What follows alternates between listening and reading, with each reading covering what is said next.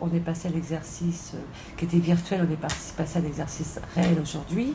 Ce qui confirme, c'est qu'il y a toujours cette peur. Cette peur, elle est toujours aussi légitime, mais néanmoins, ce qui l'atténue, c'est toute la formation et tous ces programmes de formation et de communication qui ont été faits auprès des professionnels de santé. Et à l'heure actuelle, même si la peur a existé, face au risque H1N1, on voit bien qu'on était tout à fait dans les bonnes mesures, les bonnes décisions. Et en fait, on voit bien, et je l'ai toujours dit, que dans un contexte de crise sanitaire, d'urgence et de prise en charge des patients, il y a le devoir du citoyen qui arrive en premier et le devoir du soignant. Et les valeurs professionnelles sont tellement importantes que ça gomme les peurs et les personnels viennent prendre en charge les patients, quel que soit le risque. Même si on n'aura pas tout prévu en termes de prise en charge, il faut toujours avoir anticipé les plans de prise en charge de tels virus émergents. Et après, on va s'adapter en fonction de comment elle va évaluer la crise. Là, actuellement, on a été très fort au début avec des mesures d'hospitalisation qui étaient nécessaires. Et à l'heure actuelle, on allège de plus en plus le dispositif parce qu'on voit bien qu'on maîtrise ce risque et qu'il faut qu'on le prenne en charge en ambulatoire, voire, nous espérons dans quelques temps, en libéral. Donc vous voyez, il faut toujours s'adapter, même si on a fait à un moment donné, on peut être critiqué parce qu'on a peut-être pris trop de mesures, mais au moment voulu, c'était complètement nécessaire. Ce qui me rend optimiste, c'est qu'on a commencé il y a 2 mois. Il y a 2 mois, on ne savait pas très bien. On nous a demandé de prendre des mesures, et à juste titre, qui descendent quand même des autres autorités de santé sur une hospitalisation. On a vite vu, et c'est les patients dont on tire l'enseignement, les patients de plus en plus qui arrivaient pour des cas avérés, suspects, grippe A porcine, ne voulaient plus rester. Notre plus grosse difficulté, je l'ai dit tout le jour, c'est de maintenir ces gens en isolement. Donc par la non-envie de rester hospitalisé des patients et l'avis des experts, on a pris tous une décision validée par les autorités de santé de venir sur un système ambulatoire. Et je pense que dans quelques temps, nous arriverons sur un système libéral de prise en charge de médecins de ville. Bien sûr, l'hôpital et les centres référents première ligne, dont on fait partie à la Pied-Salpêtrière, puis Chacolles-Bernard et Necker, continueront leur mission principale, c'est-à-dire de prendre les patients les plus graves. Vous savez que par expérience, on a toujours peur de ce qu'on ne connaît pas. Et ça, on ne connaît pas. On ne connaissait pas le sida, on ne connaissait pas le VIH, on en avait peur. Dès l'instant que vous travaillez dans ces services-là, le personnel est extrêmement bien informé et il vit avec l'évolution, il participe à la création des procédures, il comprend la pathologie. Ce qui pose problème, c'est les gens extérieurs, et c'est pour ça qu'il faut communiquer. Il ne faut pas dédramatiser à tort, mais actuellement, c'est vrai, il faut communiquer et expliquer c'est quoi la prise en charge d'un patient suspect de grippe A porcine. Actuellement, il ne faut pas négliger la prise en charge. On n'est pas à l'abri d'avoir un patient qui peut se compliquer, mais il faut remettre à sa juste place les choses. Et quand les gens ne connaissent pas, nous, nos personnels sont entraînés, sont recrutés avec des critères bien précis sur lesquels on leur dit qu'ils risquent d'avoir dans leur carrière à faire face à des virus émergents qu'on ne connaît pas encore. Et on les forme à juste titre à ça. Dans les autres services, même s'ils ne sont pas en maladie infectieuse, ils ne sont pas à l'abri de ne pas avoir un patient qui pourra avoir ce risque-là. Mais je pense qu'ils n'ont peut-être pas choisi de venir travailler là. Mais néanmoins, on est tous, avant d'être professionnels de santé, citoyens. Et on a un devoir de citoyen et de professionnel quand il y a une crise sanitaire comme celle-ci. Je répète, la peur est légitime, mais je pense qu'il faut les accompagner pour que cette peur diminue, en faisant beaucoup de communication et d'accompagnement. Et à partir de ce moment-là, il y a un élan de solidarité qui se fait. Je vous assure que moi, en général, quand ça arrive dans ce service-là, on l'a vécu avec Nathalie Lignon pendant des années, il faut presque dire au personnel de rentrer plutôt chez soi, se reposer, parce qu'ils veulent rester, ils se sentent tellement impliqués, qu'ils sont très solidaires les uns avec les autres.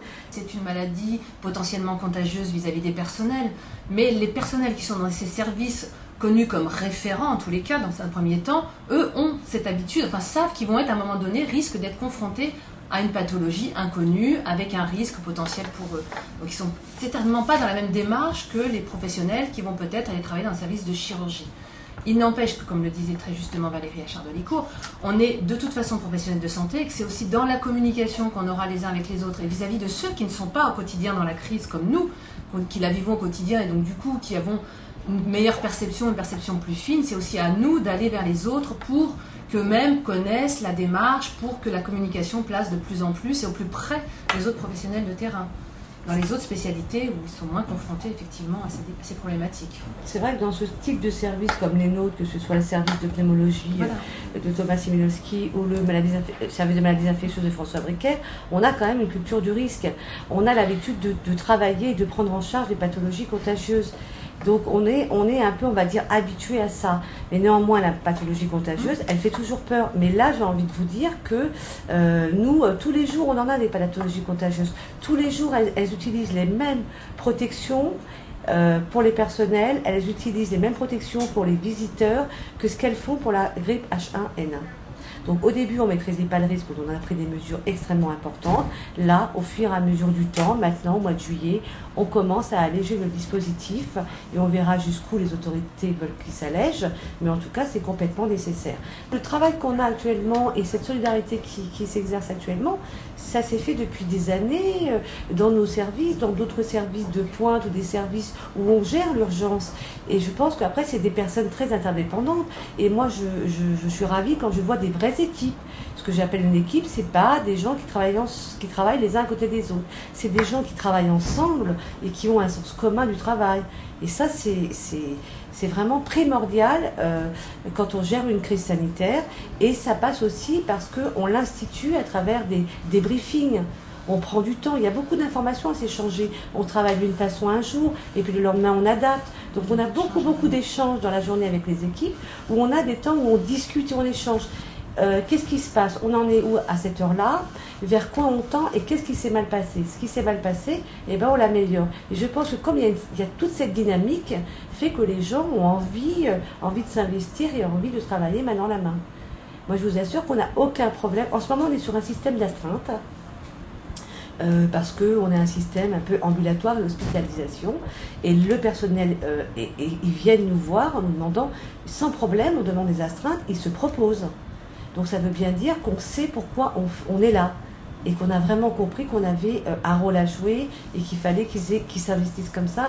Et ça, moi je pense que c'est vraiment purement, c'est pas uniquement professionnel, c'est aussi toute une éducation et une éducation citoyenne. Et là, alors, effectivement, on se posera la question sur un risque peut-être plus virulent, peut-être s'il existe en octobre. Moi, je ne suis pas assez experte pour pouvoir l'affirmer. Mais peut-être que si on était... on pourrait dire peut-être que sur un risque plus important, ça posera d'autres problèmes. Effectivement, si on n'avait pas de vaccination, si le personnel pouvait être atteint de façon sur des formes graves, on pourra s'interroger sur le nombre de présents au travail. Et quand j'ai un membre de ma famille qui est malade, et entre autres mes enfants, quel choix je vais faire? Je vais aller travailler parce que je sais qu'on a besoin de moi, mais j'ai aussi mon enfant qui a besoin de moi. Là, je pense que ça va être des problématiques extrêmement individuelles. Et je pense que c'est ça la question à laquelle on ne pourra jamais répondre tant qu'on ne sera pas dans cette problématique et qu'on ne l'aura pas vécue. On voit bien aujourd'hui, avec ce qu'on a vécu à l'heure actuelle, on peut déjà soulever des questionnements et des problématiques. Et au mois d'octobre, si c'était plus virulent, il y aurait d'autres problématiques. On essaiera d'y faire face et d'y répondre de la même façon que ce qu'on a fait depuis 2 mois et demi. Dès le début, là, les gens étaient très investis, d'ailleurs sans connaissance vraiment du risque de contamination vis-à-vis d'eux. Les personnels n'ont jamais dit on ne vient pas, en tous les cas dans les services dits de référence. Après, dans le temps, c'est vrai que si la crise continuait sur un rythme avec peut-être un virus potentiellement grave ou potentiellement dangereux, peut-être qu'on pourrait imaginer des comportements différents. Comme le dit justement Valérie, je crois que tant qu'on n'a pas connu la crise, on peut difficilement se projeter, on peut faire que des modélisations et qui finalement ne restent que des modèles toujours imparfaits. On l'a bien vu, on avait fait un certain modèle pour le H5N1, finalement s'en est largement inspiré, preuve qu'il n'était pas si mauvais ce modèle en tous les cas. On l'adapte là, du coup on l'adapte effectivement au H1N1, il a été un peu aussi là, différencié, il se différencie parce que le virus n'est pas aussi virulent qu'on pouvait le penser au départ. Non, c'est vrai que ce reste que des modèles. Bon, il en faut pour pouvoir effectivement construire et se projeter, mais il n'empêche qu'après, on a aussi une grande capacité d'adaptation, fort heureusement, les établissements de santé qui permettent de vivre au quotidien.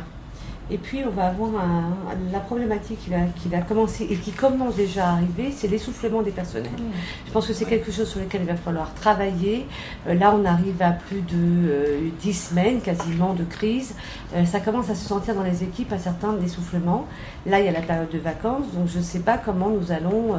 On est assez optimiste sur l'été, mais c'est vrai qu'il va falloir penser sur une crise plus importante, comment on pourrait avoir des tranches de repos pour les personnels qui seraient certes restreints, mais qui auront besoin fortement de s'épargner, de se reposer si on a besoin d'eux sur des longues tranches horaires. Moi, c'est ce qui me perturbe le plus, c'est là l'essoufflement des personnels. Il faut les maintenir. On a fait une première vague, on pourrait considérer qu'on est sur la première vague.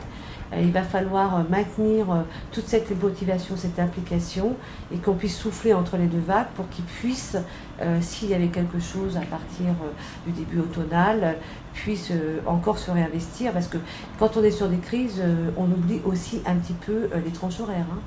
Là, on a été pratiquement épargné sur cette première crise, enfin certaines catégories, mais le corps médical et le corps d'encadrement et de direction, d'ailleurs, n'a pas été épargné en termes d'horaire. Pour nos soignants, on a essayé de faire respecter les tranches horaires, mais tous les gens un peu décideurs n'ont pas été épargnés, parce que là, je peux vous assurer qu'on a quand même vécu deux mois assez intensifs. Quand on parle de communication, je pense que c'est ça aussi, comme disait Valérie, qui a fait tenir aussi les équipes, c'est cette communication, cette relation permanente avec la présence des cadres, des cadres au sens large, je dis cadres responsables médicaux, paramédicaux, qui ont toujours répondu présents, qui ont toujours répondu aux diverses questions en temps réel quasiment, et une présence qui fait que du coup les équipes, oui effectivement, nos responsables sont là, donc nous on est là aussi. On est là parce qu'ils sont là, et ils sont là parce qu'on est là. Enfin, c'est vrai que c'est cet accompagnement permanent qui fait que probablement il y a une différence entre les services de référence et l'ensemble des autres services, d'où peut-être cette difficulté pour eux d'accepter ou de comprendre ou de vivre plus facilement ce risque. Là, je crois que c'est vraiment à ça que ça tient, vraiment, parce que pendant 2 mois, en permanence, ils ont toujours eu une réponse, ils ont toujours eu quelqu'un qui pouvait répondre. Quasiment, non pas quasiment, 24 heures sur 24. Ah oui, parce qu'on a décidé dès l'entrée, à partir du 26 avril, sur ce risque sanitaire, on a institué sur ce groupe hospitalier des astreintes. Et ils avaient toujours un téléphone portable qui était à leur disposition pour appeler, que ce soit de jour comme de nuit. Donc vous voyez, c'est vraiment un accompagnement des équipes. Et il y avait des questions des fois qui pouvaient paraître surprenantes, mais qui étaient complètement légitimes.